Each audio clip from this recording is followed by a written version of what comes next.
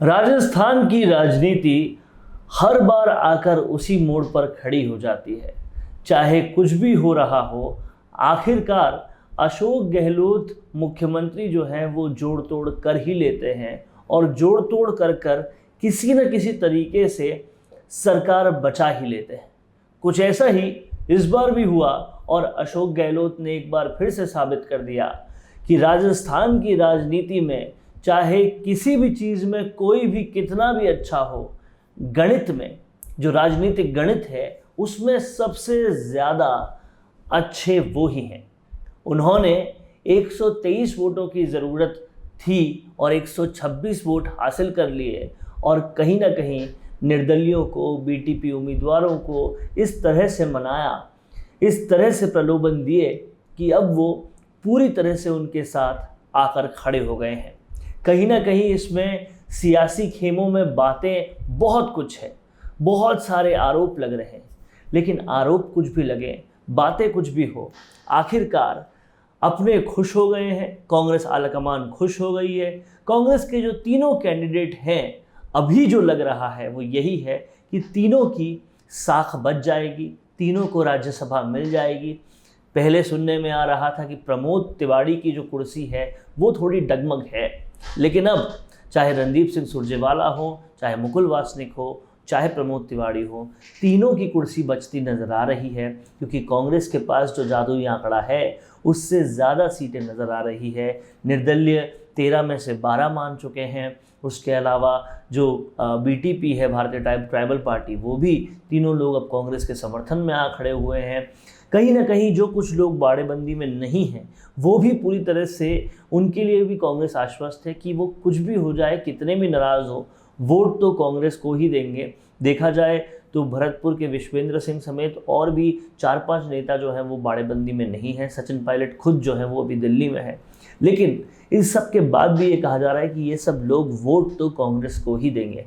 और कहीं ना कहीं इससे ये साफ समझ में आता है कि मुख्यमंत्री अशोक गहलोत जो हैं वो फिर से एक बार ये साबित करने में कामयाब हो गए कि राजनीतिक गणित बिठाने में उनका कोई भी सानी नहीं है। और चाहे ये सरकार के पास नंबर्स की कितनी भी कमी हो, लेकिन निर्दलियों को कैसे साधना है, कैसे अन्य पार्टियों को साधना है, कैसे अपने विरोधियों को नंबर्स से धूल चटानी है, ये मुख्यमंत्री अशोक गहलोत को अच्छी तरह से आता है और वो करने में वो एक बार फिर से कामयाब हो गए।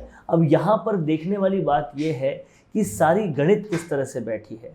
सचिन पायलट जो एक वक्त पर सरकार जो कामकाज नहीं कर रही लोगों के लिए, उसकी वजह से उसकी खिलाफत में उतरे थे, लेकिन कहीं ना कहीं आलाकमान उनको पूरी तरह से कॉन्फिडेंस में लेने में कामयाब हो चुकी है और इस वजह से वो कोई भी तरह का विरोधी सुर नहीं अपना रहे। उल्टा ये हो रहा है कि जो विधायक सचिन पायलट खेमे के नहीं हैं, उनमें से कुछ लोग विरोधी सुर अपना चुके थे, लेकिन सचिन पायलट खेमे के तमाम सारे विधायक सरकार के साथ खड़े नज़र आ रहे हैं। यानी कोई ना कोई बड़ा आश्वासन आलाकमान की तरफ से मिला है, बड़ा कॉन्फिडेंस आलाकमान की तरफ से मिला है। वो कॉन्फिडेंस शायद सच्चाई में तब्दील हो ना हो, लेकिन सुनने में ही आ रहा है कि वो तब्दील होगा राष्ट्रीय अध्यक्ष के चुनाव के बाद, कांग्रेस के राष्ट्रीय अध्यक्ष के चुनाव के बाद। लेकिन फिलहाल तक ये साफ साफ समझ में आ रहा है कि कांग्रेस राज्यसभा में अपनी साख बचाने में पूरी तरह से कामयाब होती दिख रही है और कहीं ना कहीं इसका जो खामियाजा भुगतना पड़ेगा वो सबसे ज़्यादा जो निर्दलीय उम्मीदवार है सुभाष चंद्रा, उनको भुगतना पड़ेगा, क्योंकि जो वोटों की कमी पेशी आएगी वो उनके पास आएगी। हालांकि आरएलडी के तीनों विधायक ने, आरएलपी के तीनों विधायक ने जब उनको समर्थन दे दिया, उसके बाद भी काफ़ी राजनीति पनपी है। दिव्या मदेरणा ने हनुमान बेनीवाल के ट्वीट पर ट्वीट करते हुए कहा है कि किस बात के आप लोग अपने आप को किसान हितैषी कहते हो, आप किसान हितैषी जो रणदीप सिंह सुरजेवाला है उनको हराने में लगे हो, उनके खिलाफ वोट दे रहे हो और सुभाष चंद्रा के समर्थन में वोट दे रहे हो। इस तरह से दिव्या मदेरणा जो है वो सुभाष चंद्रा के विरोध में और हनुमान बेनीवाल के विरोध में उतर आई है और साफ तौर पे खुलकर हनुमान बेनीवाल का यहाँ पर विरोध कर रही है। लेकिन इन सब बातों में एक बात पूरी तरह से स्पष्ट हो जाती है कि फिर से एक बार राजनीतिक गणित बिठाने में अशोक गहलोत कामयाब हो गए।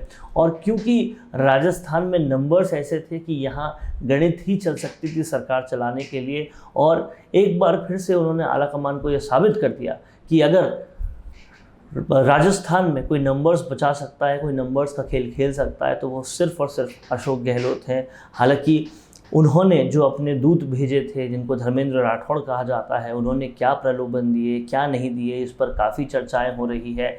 कहीं सियासी गलियारों में ये कहना है कि एसीबी का डर दिखाया गया, कहीं ये कहना है कि पुलिस का डर दिखाया गया, कहीं ये कहना है कि और भी तरह के प्रलोभन दिए गए।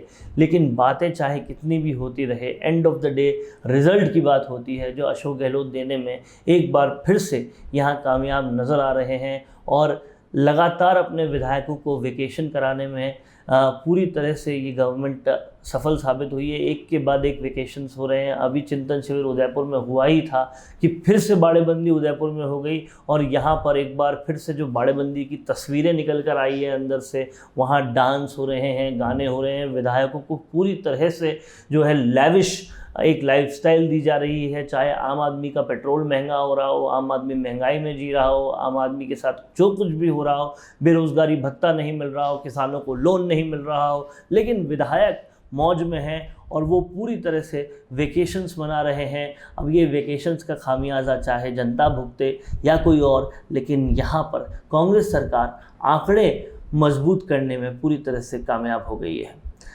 तो राजस्थान संवाद का ये विश्लेषण आपको कैसा लगा, हमें कमेंट करके बताएं। अगर ये विश्लेषण आपको पसंद आया है तो इस वीडियो को ज़्यादा से ज़्यादा लाइक और शेयर करें, ताकि आगे आने वाले समय में हम आपके लिए ऐसे ही विश्लेषण लगातार लाते रहें। और अगर आप इस वीडियो को सब्सक्राइब करते हैं, इस चैनल को सब्सक्राइब करते हैं, तो हर ऐसे विश्लेषण का नोटिफिकेशन सबसे पहले आपके पास पहुँचेगा। बहुत बहुत शुक्रिया। क्या आप ऑनलाइन ई कॉमर्स बिजनेस शुरू करना चाहते हैं लेकिन डरते हैं कि बल्क में माल खरीदने के लिए इतना इन्वेस्टमेंट कैसे करें? तो अब आपको कंटेनर इंपोर्ट करने की कोई जरूरत नहीं है, ना ही ये टेंशन लेने की जरूरत है कि वेबसाइट कैसे बनेगी, रजिस्ट्रेशंस कैसे होंगे, वगैरह वगैरह। जरूरत है तो सिर्फ एक कंप्यूटर, एक इंटरनेट कनेक्शन और जीएसटी नंबर की। ऐसा कैसे हो सकता है? ये सब होगा। ये सवाल अगर आपके दिमाग में आ रहे हैं तो बिना देर किए तुरंत कॉन्टैक्ट करिए हमारे ई कॉमर्स कंसल्टेंट से।